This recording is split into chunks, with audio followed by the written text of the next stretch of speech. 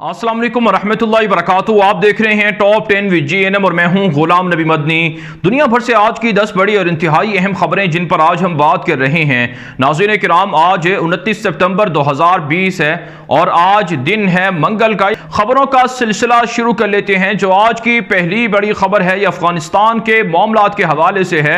नाज़रीन किराम, अशरफ गनी ने अब्दुल्ला से नाराजगी का इजहार किया है कि वो पाकिस्तान के दौरे पर क्यों गए हैं। हमारी इतलात ये सामने आ रही हैं कि अशरफ गनी से मशवरा किए बगैर अब्दुल्ला पाकिस्तान के दौरे पर पहुंचे हैं।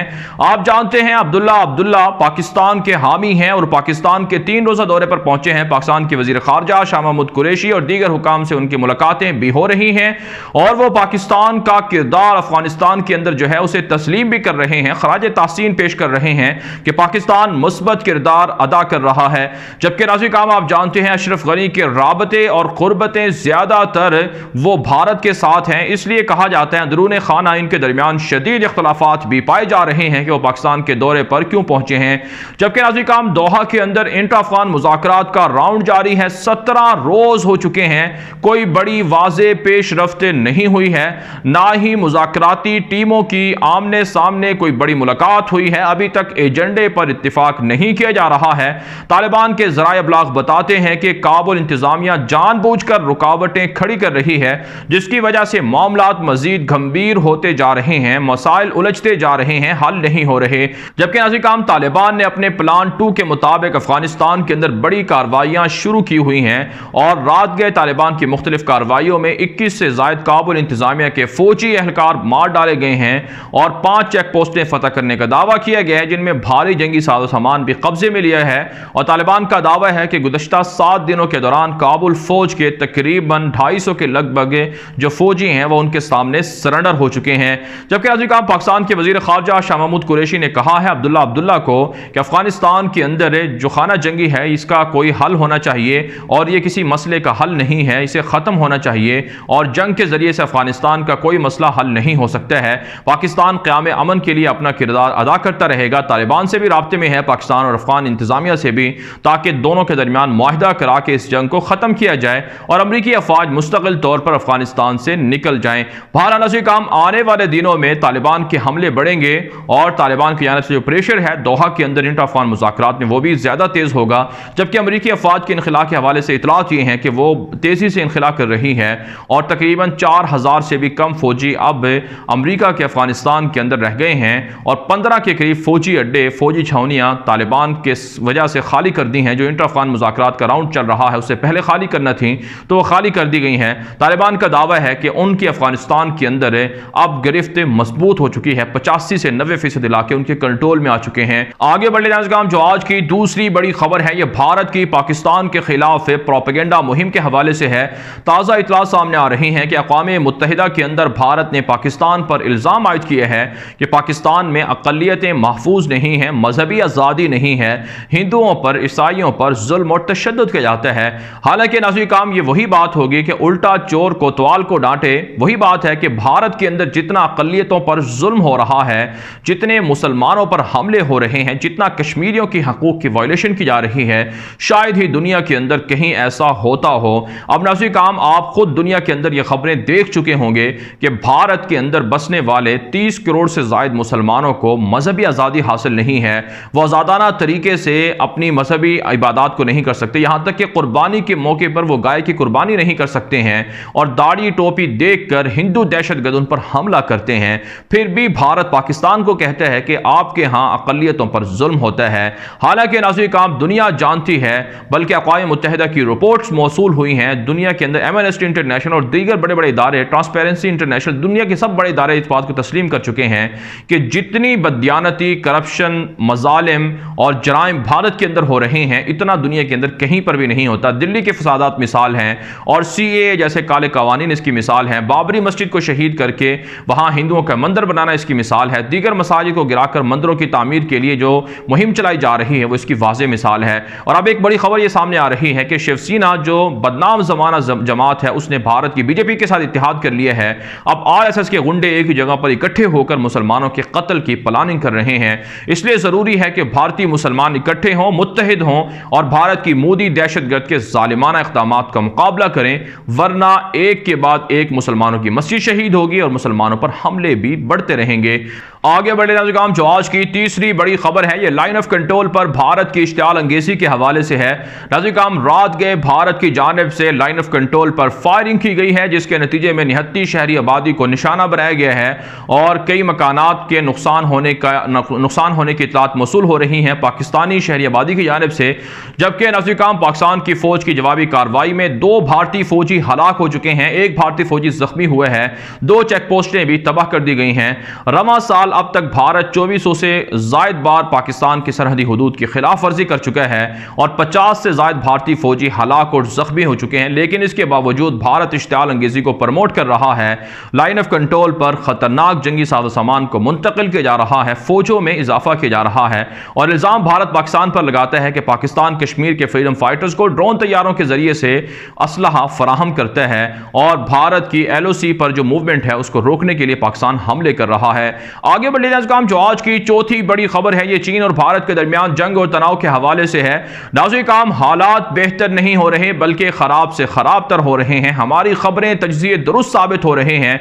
आज एक बड़ी खबर सामने आई है कि भारत ने खतरनाक जंगी मिसाइलों को सरहद पर मुतय्यन कर दिया है, जो चीन के साथ बॉर्डर पर लगाए गए हैं। लॉन्ग रेंज के हामिल ये मिसाइल हैं। इसके अलावा जदीद जंगी ड्रोन तैयारों को भी सरहद पर पहुंचा दिया गया है। भारतीय मीडिया दावा कर रहा है कि 1959 में जिस तरह से हालात कशीदा थे, बिल्कुल उसी तरह से हालात इंतहाई कशीदा होते जा रहे हैं और भारतीय इलाकों पर चीन कब्जा करता जा रहा है। जबकि नाज़रीन, भारतीय हुकूमत दावे कर रही है कि मुज़ाकरात हो रहे हैं, मामलात हल हो गए हैं, चाइना तैयार हो चुका है फौजें ना भेजने पर। तो इस तरह की खबरें आपको सुनने को मिलती हैं, लेकिन हकीकत यह है कि ऐसा कुछ भी नहीं है। चीन भी फौजों में इजाफा कर रहा है, जंगी जहाज़ों को हथियारों को पहुंचा रहा है बॉर्डर पर और भारत के इलाकों में कब्जा करके बंकर तामीर किए जा रहे हैं, चेक पोस्टें कायम की जा रही हैं और इसी तरह से छावनियां बनाई जा रही हैं, फौजी अड्डे बनाए जा रहे हैं और भारत की 7 मशरकी रियासतों की तरफ चीन की जो पेशकदमी है वो भी जारी है। यहां तक कि भारत के रहदगी पसंदों को अंदर से सपोर्ट किया जा रहा है, उन्हें असलहा और माली मदद भी फराहम की जा रही है। आगे बढ़े नाज़रीन, जो आज की 5वीं बड़ी खबर है यह भारत के अंदर बाबरी मस्जिद केस के हवाले से है। नाज़रीन, कल बाबरी मस्जिद केस का फैसला सुनाया जाएगा। 28 साल पहले बाबरी मस्जिद को शहीद किया गया था और इसमें BJP, RSS और दीगर जो शिद्दत पसंद हिंदू जमातें हैं वो इसमें मुलव्वस थीं और कल अयोध्या के अंदर एक आला अदालत है उसमें यह फैसला सुनाया जाएगा। कहा जाता है बाबरी मस्जिद को शहीद करने वाले हिंदू दहशतगर्दों को बरी कर दिया जाएगा और उनको पहले ही अदालतें और हुकूमतें सपोर्ट करती रही हैं। मोदी के आने के बाद यह नामुमकिन है कि बाबरी मस्जिद केस में जो हिंदू दहशतगर्द मुलव्वस हैं, जिन्होंने दर्जनों मुसलमानों को शहीद किया था, उनको कोई सजा दी जाए। नाज़रीन, भारत की मोदी हुकूमत की बदयानती का अंदाजा इससे लगाएं कि अदालत के अंदर यूपी जो रियासत उत्तर प्रदेश है वहां पर एक शाही मस्जिद है मित्रा शहर के अंदर, उसकी जगह पर हिंदुओं ने जो कृष्णा जन्मभूमि का दावा किया है कि यह उनकी जगह है, यहां पर मुगलों के दौर में जबरदस्ती मंदिर को गिराकर मस्जिद बनाई गई थी, लिहाजा इस मस्जिद को, इस ईदगाह को खत्म किया जाए। कल ही के दिन बाबरी मस्जिद केस का फैसला सुनाया जाना है और कल ही के दिन जो भारत की अदालत है जिसमें मुकदमा दायर किया गया था कि इस मस्जिद को भी गिराकर हिंदुओं के लिए मंदिर बनाया जाए, उसका मुकदमा सुनने की जो समाअत होती है वो मुकर्रर कर दी गई है। इससे आप मोदी दहशतगर्द की बदयानती को समझ सकते हैं कि किस तरह से वो मुसलमानों की मस्जिदों को शहीद करके वहां पर मंदिर बनाने के लिए यहूदियों को लाइसेंस दे रहे हैं और अदालतों को किस तरह से खरीदा जा चुका है। अब भी वक्त है कि भारत के मुसलमान मुत्तहिद हो जाएं, खड़े हो जाएं। उनकी शनाख्त को मिटाने के लिए, मसाजिद को गिराने के लिए हमले किए जा रहे हैं। पाकिस्तान की और दुनिया भर के दीगर मुसलमानों की भी जिम्मेदारी है कि वह भारत के अंदर मुसलमानों की तारीख को महफूज करने के लिए, महफूज रखने के लिए अपना किरदार अदा करें, क्योंकि भारत की मोदी दहशतगर्द हिंदू तवा नजरियात की हामिल है, RSS के सपोर्ट किया जा रहा है, उनके जरिए से मुसलमानों को शहीद किया जा रहा है, मुसलमानों को मिटाया जा रहा है। आगे बढ़े नाज़रीन, जो आज की 6ठी बड़ी खबर है, नाज़रीन, अमेरिका के इंतहाई आला एक महकमे ने रिपोर्ट जारी की है कि भारत दुनिया भर के अंदर मनी लॉन्ड्रिंग में मुलव्वस है। भारत की जानिब से जो मनी लॉन्ड्रिंग की जाती है वो दरअसल टेररिज्म के लिए, दहशत गर्दी के लिए की जाती है। एक रिपोर्ट में कहा गया है कि दुनिया के अंदर जो खरबों डॉलर की गैर कानूनी मुंतकली बैंकों के जरिए से हुई है, उसमें भारत के 44 बैंक हैं जिनके जरिए से 1 अरब डॉलर से जायद की रकम मुंतकिल हुई है। और ये जो रकम है ये रॉ के एजेंटों को फराहम की गई है जो दुनिया भर के अंदर मुख्तलिफ शक्ल में, जासूसी की शक्ल में मौजूद थे, और उन तक पहुंचाई गई है ताकि वो भारत के अहदाफ के लिए, भारत के मफादात के लिए जासूसी कर सकें। यहां तक कि कुलभूषण यादव को भी जो फंडिंग की जाती रही रॉ के एजेंटों को अफगानिस्तान के अंदर पाकिस्तान के खिलाफ दहशतगर्दी करने के लिए, या पाकिस्तान में जो कुछ कार्रवाइयां करवाई जाती रही भारत की जानिब से, तो इसमें भी भारत मनी लॉन्ड्रिंग के जरिए से अपने एजेंटों को रकम फराहम करता रहा है। नाज़रीन काम दुनिया के सामने वाज़े सबूत आ चुके हैं। FATF फिर भी भारत के खिलाफ एक्शन नहीं लेता। पाकिस्तान पर प्रेशर है कि दहशतगर्दों के लिए मनी लॉन्ड्रिंग होती है, दहशतगर्दों के लिए जो माशी मदद है वो दी जाती है, पाकिस्तान फला काम करे, ये सिफारिशात है, वरना पाकिस्तान को ब्लैकलिस्ट कर दिया जाएगा। हालांकि FATF जैसा बदनाम ज़माना इदारा, इसके सामने जब सबूत मौजूद हैं, अमरीकी इदारा तस्लीम कर रहा है कि भारत मनी लॉन्ड्रिंग दहशतगर्दी के लिए करता रहा है, तो फिर भारत के खिलाफ FATF या दीगर दुनिया की ताकतें, अदालतें एक्शन क्यों नहीं लेती हैं? इसलिए पाकिस्तान को अपना बयानिया मजीद मजबूत करना होगा और आंखों में आंखें डालकर भारत को और उनके इत्तेहादियों को सबक सिखाना होगा। आगे बढ़ने काम जो आज की 8वीं बड़ी खबर है ये ईरान से है। ईरान की अदालत ने एक मशहूर रेसलर को फांसी की सजा सुनाई थी। खबर सामने आ रही है कि जिस अदालत में फांसी की सजा सुनाई गई थी उसमें आग लग गई है, उस पर हमला हो गया है। अमेरिका और यूरोप की जानिब से ईरान पर तनकीद की गई थी कि वह अपने मुखालिफिन को फांसियां देकर कत्ल कर रहा है, जबकि अमेरिका की जानिब से वेनेजुएला और ईरान के ताल्लुकात पर दोबारा से धमकियां दी जा रही हैं कि वेनेजुएला के साथ ईरान गैर कानूनी तिजारत कर रहा है और जंगी जहाज़ों को पहुंचाकर ऑयल को या पेट्रोल को वहां पर भेजा जा रहा है, स्मगल किया जा रहा है, और वेनेजुएला से बड़े पैमाने पर सोने को निकाल कर ईरान जा रहा है। बहरहाल काम कहा जाता है आबना हुर्मुज़ के अंदर, खलीज अरबी और फारिस के अंदर ईरान और अमेरिका के दरमियान कशीदगी बढ़ चुकी है और मशरिक़ वस्ता के अंदर इनके दरमियान झड़पों का अंदेशा भी जाहिर किया जा रहा है। आगे बढ़ लेते हैं काम जो आज की 9वीं बड़ी खबर है ये यूनान और मिस्र से है। ताज़ा इत्तला सामने आ रही हैं कि यूनान के अंदर शामी मुहाजिरीन को शदीद मुश्किलात का सामना करना पड़ रहा है। यहाँ तक कि यूनान की जो हुकूमती इमदादी टीमें हैं वो भी शामी मुहाजिरीन की स्मगलिंग में, उनको खरीदो फरोख्त में मुलव्वस निकली हैं। आप जानते हैं यूनान के समंदरों के अंदर बहुत से शामी मुहाजिरीन फंस जाते हैं, उन्हें निकालने की ये जो इमदादी टीमें आती हैं वो गैर कानूनी तौर पर शामी मुहाजिरीन को स्मगल करती हैं, उनको बेचती हैं, उनको फरोख्त करती हैं। इससे वाज़ेह होता है कि यूरोप के अंदर किस कदर इंसानियत दुश्मनी रकम की जा रही है, किस तरह से लोगों पर, शामी मुहाजिरीन पर जुल्म किया जा रहा है। फिर भी दुनिया यूरोप की मालिक मुसलमानों को ताना देते हैं कि उनके यहाँ इंसानी हकूक़ की वायलेशन होती है। इसके अलावा नाज़रीन काम खबर यह है कि अफ्रीकी ममालिक के अंदर सालाना 90 अरब डॉलर से ज़ायद की रकम ज़ाया हो जाती है, करप्शन की नज़र हो जाती है, उन्हें लूट लिया जाता है, चोरी कर लिया जाता है या फिर दीगर मफादात के लिए इस्तेमाल किया जाता है, जिससे अफ्रीकी ममालिक के अंदर गुर्बत बढ़ रही है। अक़वाम मुत्तहिदा ने यह रिपोर्ट जारी की है। आगे बढ़े काम जो आज की 10वीं बड़ी खबर है यह पाकिस्तान से है।